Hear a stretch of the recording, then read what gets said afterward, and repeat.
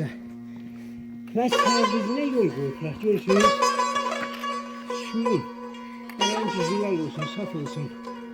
Buradan bunları da servis koydular ki o bile adam bazağa dolan giderdi. Məxsusən qar kiralı. Qar əriyyəndən sonra. Təbii həyatda bir zaman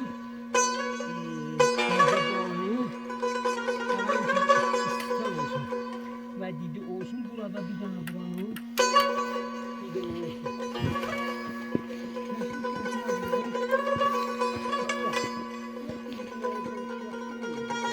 Evet.